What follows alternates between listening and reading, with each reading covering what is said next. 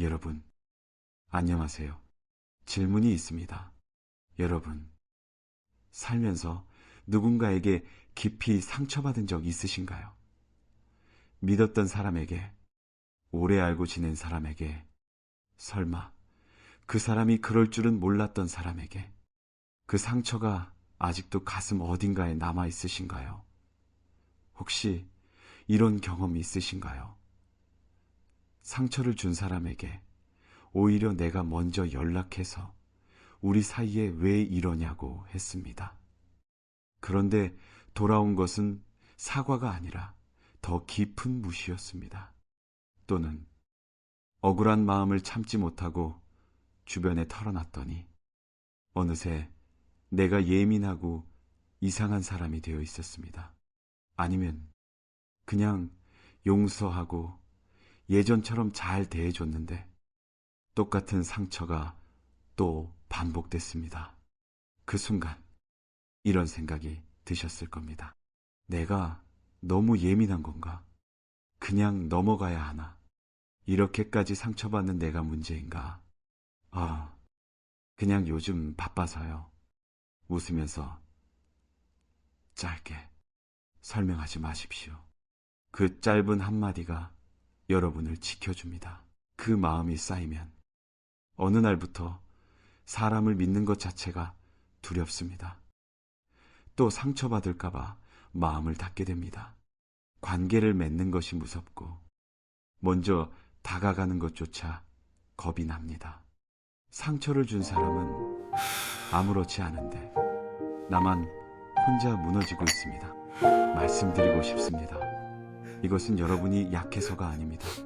상처받은 것이 잘못이 아닙니다. 문제는 상처를 준 사람에게 어떻게 대해야 하는지 아무도 가르쳐 주지 않았기 때문입니다. 그리고 오늘 드디어 그 방법을 말씀드리겠습니다. 오늘은 다산 정약용 선생님께서 평생을 두고 몸소 실천하신 상처를 준 사람에게 절대 화해하지 말고 해야 할 3가지를 말씀드리겠습니다. 이 3가지만 하시면 여러분이 먼저 달려가지 않아도 됩니다. 애원하지 않아도 됩니다. 상처 준 사람이 스스로 후회하게 됩니다. 특히 오늘 3번째 이야기, 가장 강하고 품격 있는 복수가 무엇인지 대부분의 분들이 반대로 하고 계시기 때문에 이것이 오늘 가장 중요합니다. 그리고 영상 마지막에 정약용 선생님께서 자신을 유배 보낸 사람들에게 어떻게 하셨는지 소개해드리겠습니다. 원망도 하지 않으셨고 용서를 구하지도 않으셨습니다. 선생님께서 선택하신 복수의 방식, 그 안에 오늘 모든 이야기에 답이 담겨 있습니다. 그런데 시작하기 전에 한 가지만 먼저 말씀드리겠습니다. 제가 아는 분 중에 인천에 사시는 63살의 분이 계셨습니다. 30년 지기 친구에게 배신을 당하셨습니다. 그분은 참지 못하고 먼저 연락해서 화해를 청하셨습니다. 그런데 그 후로 관계는 회복되지 않았습니다. 오히려 더 나빠졌습니다. 왜 그렇게 됐는지 그 이유는 영상 마지막에 말씀드리겠습니다. 그럼 시작하겠습니다. 첫 번째, 절대 화해를 먼저 청하지 마십시오. 상처를 받은 쪽이 먼저 손을 내미는 순간 잘못은 내가 한 것이 됩니다. 관계가 회복되는 게 아닙니다. 관계의 균형이 무너집니다. 서울 노원에 사시는 58살의 김정숙 씨가 계셨습니다. 20년 넘게 가깝게 지낸 친구가 있었습니다. 그런데 그 친구가 중요한 순간에 뒤통수를 쳤습니다. 여러 사람 앞에서 김정숙 씨의 말을 왜곡해서 전했고 그로 인해 오랜 관계들이 흔들렸습니다. 배신이었습니다. 김정숙 씨는 며칠을 잠을 못 주무셨습니다. 그런데 며칠 후 그분은 참지 못했습니다. 먼저 연락을 하셨습니다. 우리 사이에 왜 이러냐? 오해가 있으면 풀자. 속으로는 사과를 받고 싶으셨습니다. 관계를 되돌리고 싶으셨습니다. 그 마음은 진심이었습니다. 그런데 돌아온 반응은 달랐습니다. 그 친구는 잠깐 어색하게 웃더니 나도 그러려고 했어. 뭐 별거 아닌 것 같고 라고 했습니다. 사과는 없었습니다. 오히려 별것 아닌 일로 예민하게 군 사람이 김정숙 씨가 되어버렸습니다. 몇 주 후 그 친구의 태도가 달라졌습니다. 예전보다 더 편하게 됐습니다. 조심하는 기색이 없었습니다. 먼저 연락해서 화해를 청했으니 이제 아무 일도 없는 거라고 생각하는 것 같았습니다. 몇 달 후 비슷한 일이 또 생겼습니다.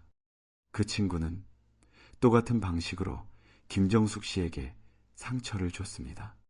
이번에도 아무렇지 않았습니다. 그분은 그때 깨달으셨습니다. 내가 먼저 화해를 청한 그날, 나는 앞으로도 이 사람에게 이렇게 당할 것을 허락한 것이었다는 것을 마음속으로 이런 말이 맴돌았을 겁니다. 왜 내가 먼저 연락했을까? 기다렸으면 어땠을까? 그때 아무 말도 안 했으면 어땠을까? 그런데 여기서 더 무서운 사실이 있습니다. 그 친구가 특별히 나쁜 사람이 아니었습니다. 사람은 누구나 쉽게 용서받은 일은 잘못으로 기억하지 않습니다. 대가 없이 얻은 용서는 반성을 만들지 않습니다. 먼저 손을 내민 순간 그 잘못은 흐지부지 사라집니다. 그리고 같은 일이 반복됩니다. 반면 같은 상황에 처했던 윤소희 씨는 달랐습니다. 친한 지인에게 상처를 받았지만 아무 말도 하지 않으셨습니다. 연락도 끊지 않았지만 예전처럼 가깝게 대하지도 않으셨습니다. 그냥 조용히 거리를 두셨습니다. 2달이 지났을 때 상대방이 먼저 연락을 해왔습니다. 내가 그때 잘못한 것 같아서 진심 어린 사과였습니다. 기다림이 만들어낸 사과였습니다. 사람의 마음은 참 이상합니다. 먼저 화해를 청하면 관계가 회복될 것 같지만 실제로는 반대입니다. 첫째, 먼저 손을 내미는 사람은 잘못을 인정하는 사람으로 보입니다. 내가 잘못한 것도 없는데 먼저 나서는 순간 상황의 주도권이 상대방에게 넘어갑니다. 둘째, 쉽게 얻은 용서는 소중하지 않습니다. 사람은 어렵게 얻은 것을 소중히 여깁니다. 대가 없이 주어진 용서는 기억에 남지 않습니다. 셋째, 화해를 먼저 청하면 같은 일이 반복됩니다. 한 번 통했다는 것을 상대방이 알게 되면 다음에도 같은 방식으로 대합니다. 정약용 선생님께서는 억울한 누명을 쓰시고 18년을 유배지에서 보내셨습니다. 자신을 모함한 사람들이 여전히 권력을 누리고 있었습니다. 그러나 선생님께서는 그들에게 먼저 손을 내밀지 않으셨습니다. 억울함을 호소하지도 않으셨습니다. 아드님께 보내신 편지에 이런 말씀이 있습니다. 굽히지 않는 것이 품격이다. 먼저 허리를 굽히는 순간 상대방은 네가 자신보다 낫다고 여긴다. 그렇다면 구체적으로 어떻게 하면 될까요? 연락이 와도 바로 답하지 마십시오. 평소보다 조금 늦게 답하는 것만으로도 상대방은 무언가 달라졌다는 것을 느낍니다. 1시간 걸리던 답장이 반나절이 되고 반나절이 하루가 되는 것. 그것만으로도 충분합니다. 말하지 않아도 상대방은 압니다. 만나자고 해도 바로 응하지 마십시오. 요즘 바쁘다는 한마디면 충분합니다. 이유를 길게 설명하지 마십시오. 설명이 길어질수록 상대방이 유리해집니다. 바쁘다고 했으면 그것으로 끝내십시오. 만약 상대방이 먼저 연락을 해온다면 이렇게 말씀하십시오. 잘 지내. 짧게, 반갑게 대하지도 말고 차갑게 대하지도 마십시오. 그냥 평범하게. 그 평범함이 상대방을 가장 불편하게 만듭니다. 차가운 반응은 싸우자는 신호입니다. 그런데 평범한 반응은 다릅니다. 상대방 스스로 생각하게 만듭니다. 내가 뭔가 잘못한 건 아닌가? 왜 예전 같지 않지? 그 생각이 반성을 만듭니다. 절대 하지 말아야 할 것이 있습니다. 먼저 연락해서 우리 사이에 왜 이러냐고 묻는 것입니다. 그 순간 상처받은 사람은 여러분이 아니라 상대방이 됩니다. 억울함을 주변에 털어놓는 것도 하지 마십시오. 그 말이 돌아서 상대방 귀에 들어가는 순간 여러분이 더 불리해집니다. 단 한 가지 예외가 있습니다. 오해로 인한 갈등이라면 이야기가 다릅니다. 사실 확인이 필요한 경우 감정 없이 사실만 이야기하십시오. 그때 그 상황이 이렇게 전달됐는데 맞나요? 그것만 하십시오. 사과를 요구하거나 감정을 드러내지 마십시오. 기억해 주십시오. 첫 번째, 절대 하지 말아야 할 것, 화해를 먼저 청하는 것입니다. 여기까지 정리하면 한 가지를 알 수 있습니다. 먼저 화해를 청하는 사람은 또 상처받고 기다리는 사람은 사과를 받습니다. 두 번째, 상처받았다는 감정을 드러내지 마십시오. 상처받은 것을 상대방이 아는 순간 그것은 동정이 아니라 약점이 됩니다. 감정을 드러내는 순간 피해자였던 내가 오히려 문제 있는 사람이 됩니다. 경기도 수원에 사시는 61살의 박현수 씨가 계셨습니다. 오랫동안 함께 일해온 직장 동료가 있었습니다. 그런데 그 동료가 중요한 프로젝트에서 박현수 씨의 공을 가로채고 윗사람에게 자신이 한 것처럼 보고했습니다. 명백한 배신이었습니다. 박현수 씨는 너무 억울했습니다. 참을 수가 없었습니다. 며칠 후 그분은 가까운 동료들에게 털어놓기 시작했습니다. 얼마나 억울한지, 그 동료가 어떻게 했는지 말하면서 조금 후련했습니다. 들어주는 사람들이 고개를 끄덕여줬습니다. 공감받는 것 같았습니다. 몇 주 후 소문이 돌기 시작했습니다. 그런데 그 소문은 박현수 씨가 기대했던 방향이 아니었습니다. 박 씨가 요즘 그 사람 때문에 많이 예민해졌대. 별것 아닌 걸 가지고 너무 크게 반응하는 거 아닌가. 동정이 아니라 수근거림이었습니다. 억울함을 호소한 사람이 어느새 예민하고 감정적인 사람이 되어 있었습니다. 몇 달 후 공을 가로챈 그 동료는 아무렇지 않게 잘 지내고 있었습니다. 오히려 더 자신감 있게 행동했습니다. 반면 박현수 씨는 감정을 드러낸 탓에 주변의 시선이 불편해졌습니다. 상처는 하나였는데 잃은 것은 그보다 훨씬 많았습니다. 그분은 혼자 이런 생각을 하셨을 겁니다. 그냥 아무 말도 하지 말걸. 말해봤자 나만 손해였는데. 그런데 여기서 더 무서운 사실이 있습니다. 주변 동료들이 나쁜 사람이 아니었습니다. 사람은 누구나 감정을 잘 다스리는 사람을 강한 사람으로 봅니다. 반대로 감정을 드러내는 사람을 보면 처음엔 공감하다가 나중에는 피하게 됩니다. 강한 감정 앞에서 사람은 불편함을 느끼기 때문입니다. 그리고 그 불편함이 쌓이면 상처를 준 사람이 아니라 감정을 드러낸 사람을 멀리하게 됩니다. 반면 같은 상황에 처했던 최민지 씨는 달랐습니다. 비슷한 배신을 당했지만 아무 감정도 드러내지 않으셨습니다. 주변에 털어놓지도 않으셨습니다. 평소와 똑같이 출근하고 똑같이 일하셨습니다. 딱 하나만 바꾸셨습니다. 그 동료와의 거리를 조용히 늘리셨습니다. 한 달이 지나자 주변 사람들이 스스로 알아차렸습니다. 그 동료가 어떤 사람인지를 말하지 않아도 시간이 증명했습니다. 사람의 마음은 참 이상합니다.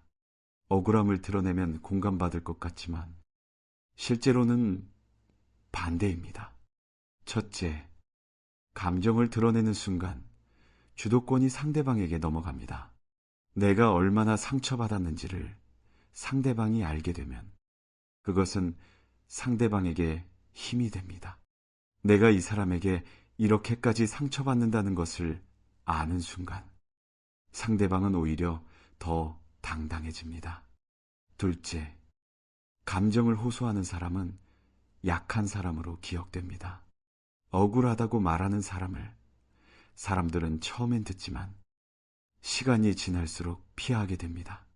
강한 감정은 주변 사람들의 에너지를 소모시키기 때문입니다. 셋째, 감정을 드러내면 상대방이 유리해집니다. 내가 흔들리는 모습을 보일수록 상대방은 자신이 옳다고 느낍니다. 내가 침묵할수록 상대방이 불안해집니다. 정약용 선생님께서는 18년 유배 동안 억울함을 공개적으로 드러내지 않으셨습니다. 자신을 모함한 사람들이 권력을 누리는 것을 지켜보셔야 했습니다.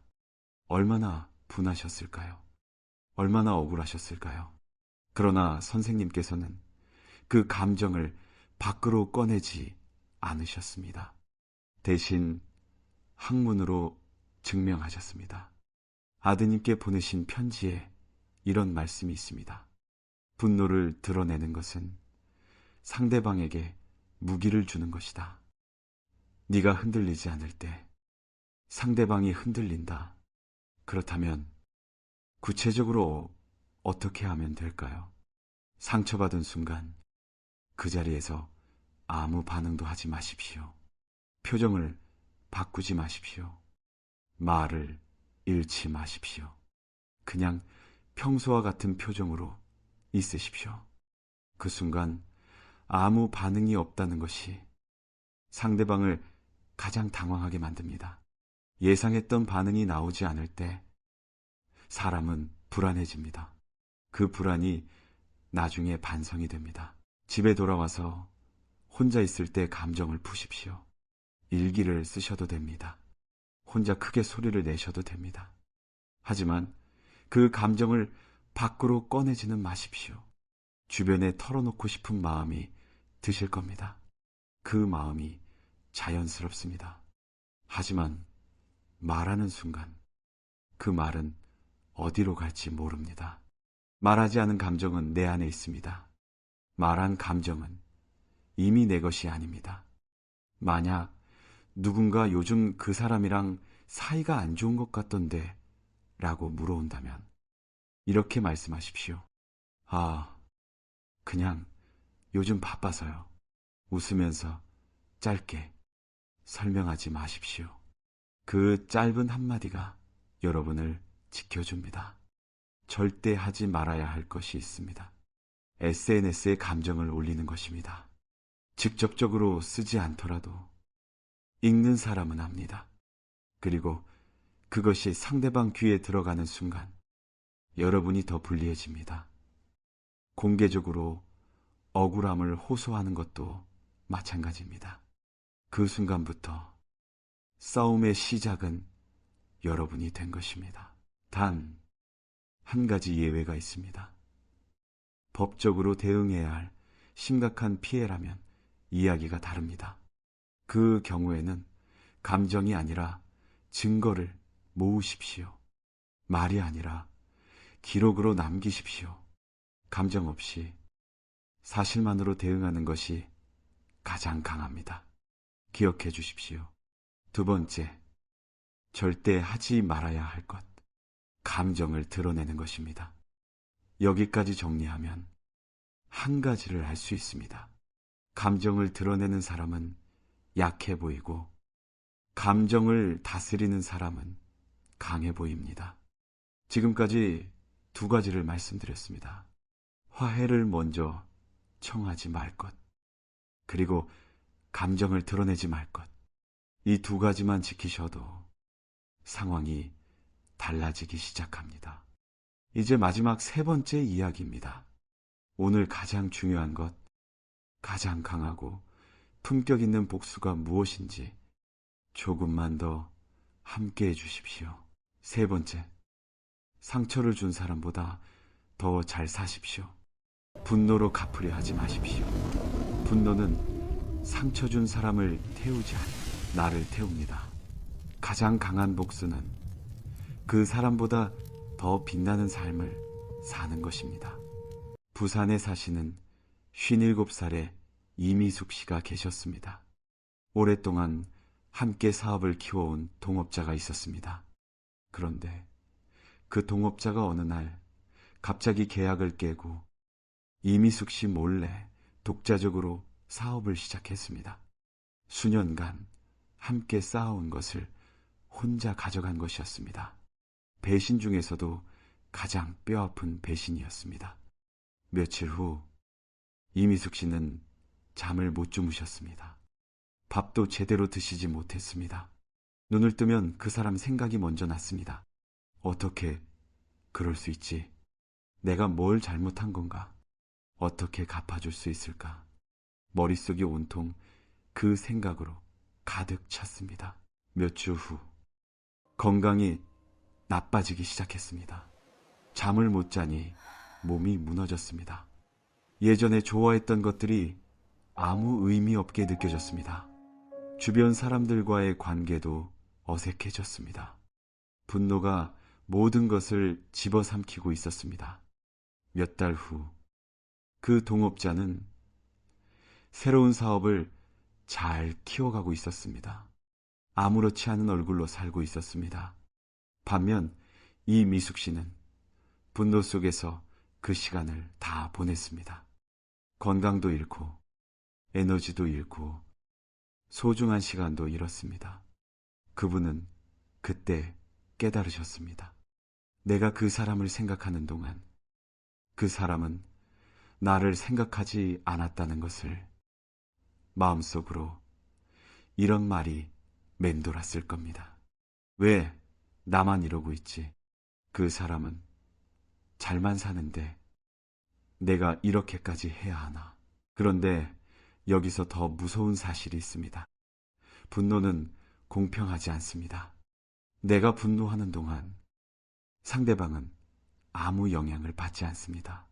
분노는 나를 향합니다. 내 잠을 빼앗고 내 건강을 빼앗고 내 시간을 빼앗습니다.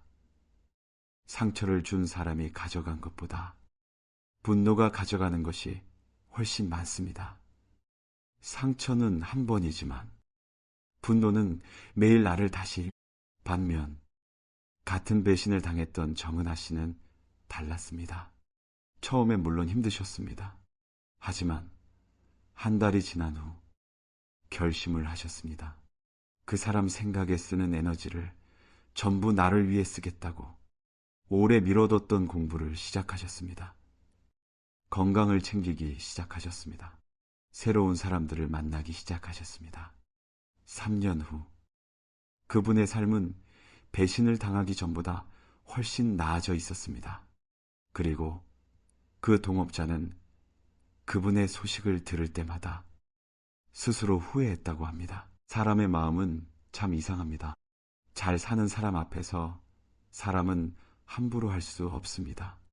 첫째, 빛나는 삶이 가장 강한 메시지입니다. 말로 갚으려 하면 싸움이 됩니다.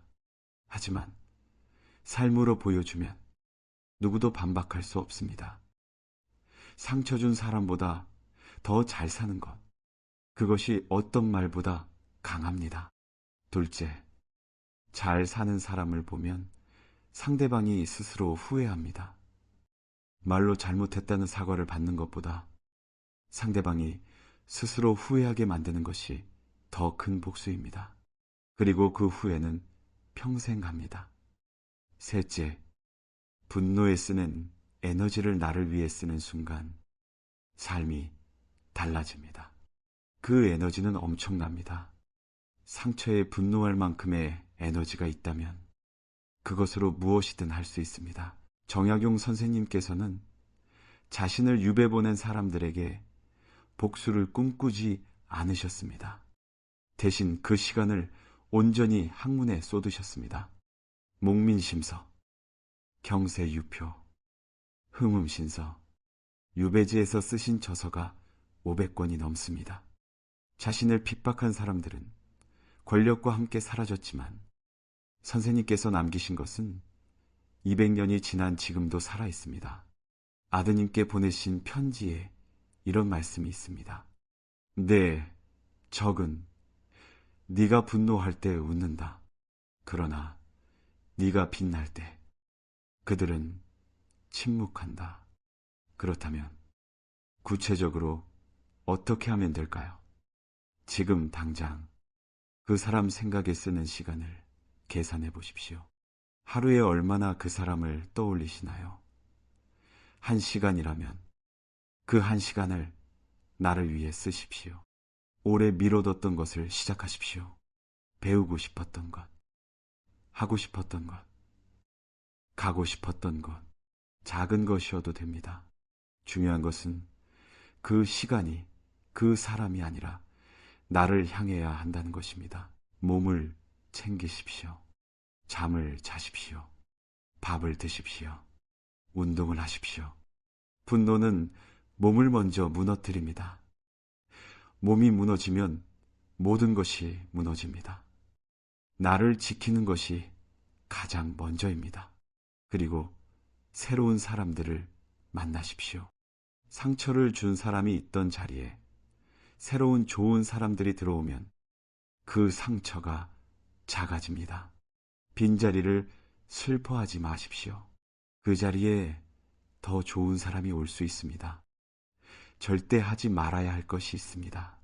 그 사람의 근황을 찾아보는 것입니다. SNS를 열어 그 사람이 어떻게 사는지 보는 것.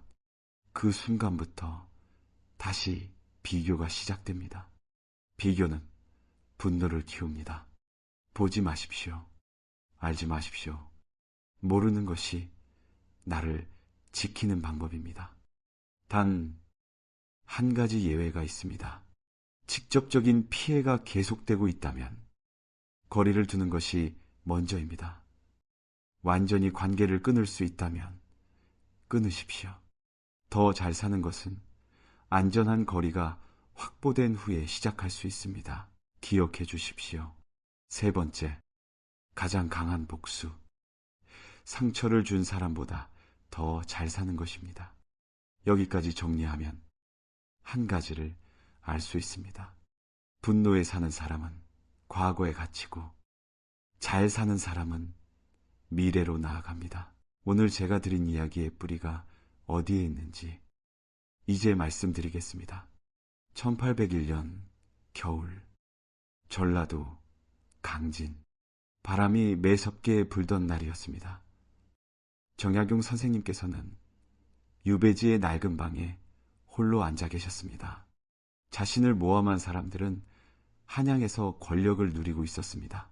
선생님께서는 아무 죄도 없이 모든 것을 잃으셨습니다.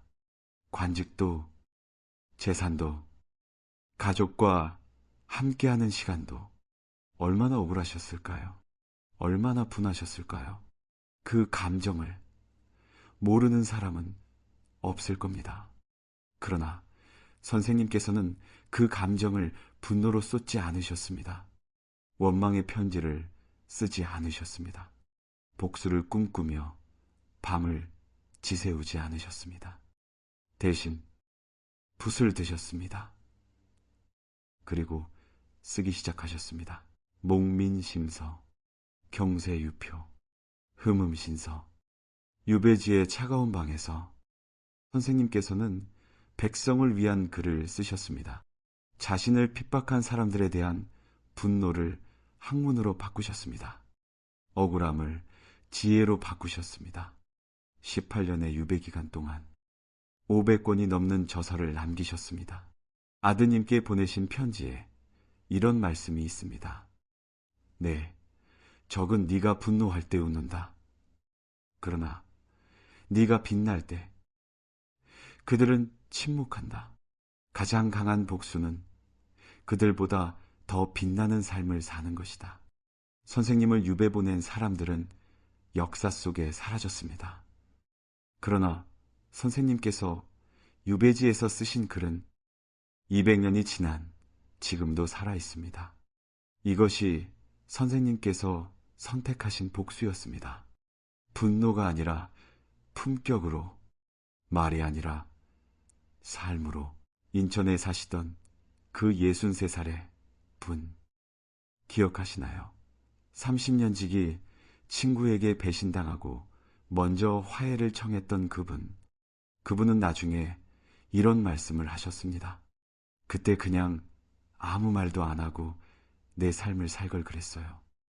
먼저 연락한 그날부터 내가 더 작아진 것 같았어요. 화해를 청한 것이 잘못이 아니었습니다. 방법을 몰랐던 것뿐이었습니다. 여러분, 오늘 3가지를 모두 말씀드렸습니다. 그리고 마지막으로 이 3가지를 실제로 지키기 위한 원칙 3가지를 드리겠습니다. 첫 번째 원칙입니다. 시간을 주십시오. 상처를 받은 직후에는 아무것도 하지 마십시오. 연락하지 마십시오. 결정하지 마십시오. 감정이 가장 높아진 그 순간이 가장 잘못된 선택을 하는 순간입니다. 최소한 일주일은 기다리십시오. 일주일이 지나면 감정이 조금 가라앉습니다. 그때 비로소 어떻게 할지 생각하십시오. 상처받은 직후에 보내는 메시지, 직후에 하는 전화, 직후에 하는 행동, 그것들이 나중에 가장 후회되는 것들입니다. 혹시 이런 생각이 드실 수 있습니다. 지금 당장 말하지 않으면 기회를 놓치는 것 아닌가? 그렇지 않습니다. 진짜 기회는 감정이 가라앉은 후에 옵니다. 냉정한 사람이 항상 유리합니다. 시간이 여러분 편입니다. 서두르지 마십시오. 두 번째 원칙입니다. 거리를 두십시오. 멀리 하는 것이 복수가 아닙니다. 자기 보호입니다. 상처를 준 사람과 계속 가까이 있으면 상처는 아물지 않습니다. 같은 자리에서 계속 다시 긁히게 됩니다. 물리적으로 거리를 두십시오. 연락 빈도를 줄이십시오. 만나는 자리를 줄이십시오. 그것이 관계를 끊는 게 아닙니다. 나를 지키는 것입니다. 거리가 생기면 상처도 서서히 아물기 시작합니다. 그리고 거리가 생긴 후에야 그 관계를 어떻게 할지 냉정하게 볼 수 있습니다. 가까이 있으면 감정이 앞서고 멀리 있으면 생각이 앞섭니다. 생각이 앞설 때 비로소 올바른 선택을 할 수 있습니다. 세 번째 원칙입니다. 나에게 집중하십시오. 지금 이 순간부터 그 사람 생각에 쓰는 에너지를 전부 나를 위해 쓰십시오. 오늘 하루 그 사람을 몇 번이나 떠올리셨나요? 그 횟수만큼 나를 위한 생각을 하십시오. 오래 하고 싶었던 것을 하십시오. 배우고 싶었던 것을 시작하십시오. 만나고 싶었던 사람을 만나십시오. 상처 준 사람에게 쏟으려 했던 그 에너지가 사실 내 삶을 바꿀 수 있는 에너지입니다. 작은 것부터 시작하셔도 됩니다. 매일 30분 걷는 것, 오래 읽고 싶었던 책 한 권 펼치는 것, 오랫동안 연락 못했던 좋은 사람에게 먼저 안부를 전하는 것, 그 작은 것들이 쌓이면 어느 날 문득 깨닫게 됩니다. 내가 그 사람을 오래 생각하지 않았다는 것을.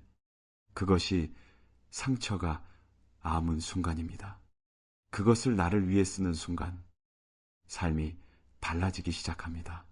그리고 그렇게 달라진 삶이 가장 강한 복수가 됩니다. 오늘 말씀드린 것을 한 문장으로 정리하면 이렇습니다. 분노로 갚는 사람은 상처를 키우고 품격으로 갚는 사람은 상처를 이깁니다. 오늘 단 하나만 기억하셔도 됩니다. 가장 강한 복수는 더 잘 사는 것입니다. 여러분은 귀한 분입니다. 상처를 받으셨어도 오늘 이 자리에서 더 나은 삶을 만들려 하시기 때문입니다. 정약용 선생님께서는 이런 말씀을 남기셨습니다. 네가 빛날 때 그들은 침묵한다. 마지막으로 한 가지만 솔직하게 여쭤보겠습니다. 지금 여러분에게 가장 필요한 것은 무엇인가요? 시간이 필요하시면 1번, 거리가 필요하시면 2번, 나에게 집중하는 것이 필요하시면 3번. 댓글로 번호만 남겨주세요. 그리고 주변에 상처받고 혼자 끙끙 앓고 계신 분이 계시다면 이 영상을 조용히 전해주십시오. 한 분이라도 더 상처에서 벗어나실 수 있기를 진심으로 바랍니다. 인간관계로 내 지혜를 놓치지 않으시려면 지금 구독과 좋아요를 눌러주세요. 지금까지 인간관계론이었습니다. 오늘도 건강하시고 귀한 하루 되십시오.